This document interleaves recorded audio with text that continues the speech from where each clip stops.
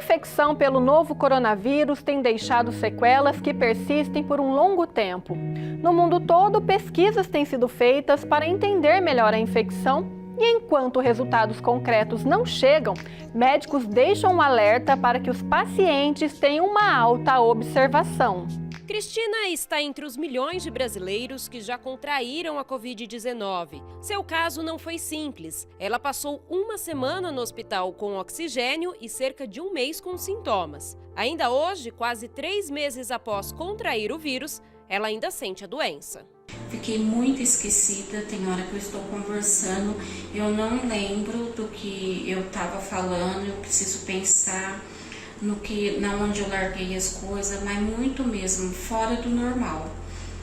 Então, eu acho que esse que a Covid me deixou eu mais de sequela, e do pulmão eu estou esperando, maio, que eu marquei consulta com pneumologista, para mim ser acompanhada com o meu pulmão, porque ainda se eu fazer as coisas muito rápido, andar muito rápido, eu sinto ainda bastante falta de ar. Muitas pessoas às vezes não associam que algumas manifestações que estão ocorrendo devem ser relatadas, por exemplo, ao médico.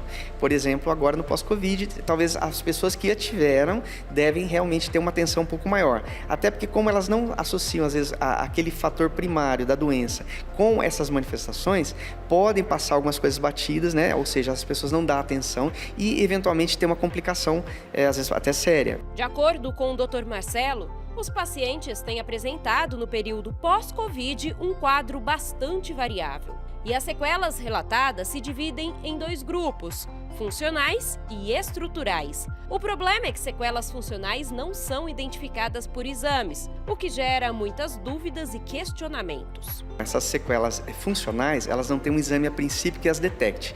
As manifestações clínicas, ou seja, os relatos que o paciente nos traz, é que faz a gente abordar o quadro e instituir algum tratamento. Então, por exemplo, no quadro de uma cefaleia, dor de cabeça, é relacionada ao pós-Covid. Então, muitas vezes você faz todos os exames clínicos e de imagem, por exemplo, e você não acha uma lesão estrutural. Então, funcionalmente, esse quadro passa a incomodar bastante o paciente, ele vai nos procurar e ele deve ser medicado para que esse quadro seja aliviado e, ao mesmo tempo, tentar que ele não se manifeste mais. Então, é um quadro que você vê que é funcional, não estrutural, porque não aparece em exames. Porém, muitos pacientes apresentam também lesões estruturais. Então, nós temos a concomitância, às vezes, de lesões estruturais e funcionais, mas a maioria dos casos são funcionais. Mais de um ano após a descoberta do vírus SARS-CoV-2, cientistas no mundo todo ainda tentam entender por que as pessoas reagem de forma diferente à infecção. Sintomas leves, graves e, em muitos casos, sequelas a longo prazo, até meses após a contaminação. Uma pesquisa de uma revista da Associação Médica Americana apontou que pelo menos 30% dos pacientes apresentam sintomas meses após contrair o vírus, como se continuassem doentes.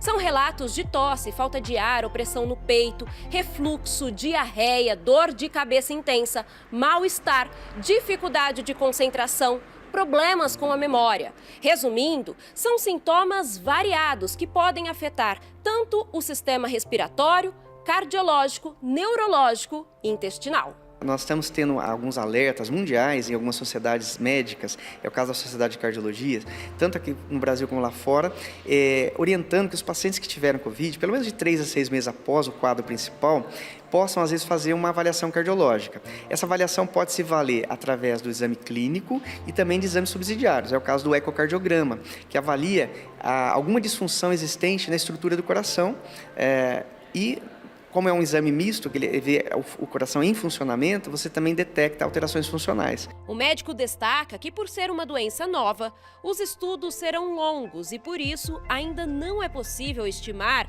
um tempo de recuperação total. Centros Mundiais de Pesquisa Médica acreditam que só em 2022 alguns resultados mais concretos aparecerão. No entanto, será preciso 5, 10 ou até 15 anos para um relatório completo. Outro ponto que vale lembrar, segundo o especialista, é que a doença varia muito em cada indivíduo e, portanto, nem todos terão sequelas pós-Covid. Nós temos a questão imunológica, que é muito variável de indivíduo para indivíduo. Você pode ter dois indivíduos igualmente semelhantes na questão de estrutura física, não ter fatores de risco, faixa etária, praticamente pacientes semelhantes mesmo. E o comportamento imunológico é muito individual. Fabiana Mingoni para a Rede Vida de Televisão.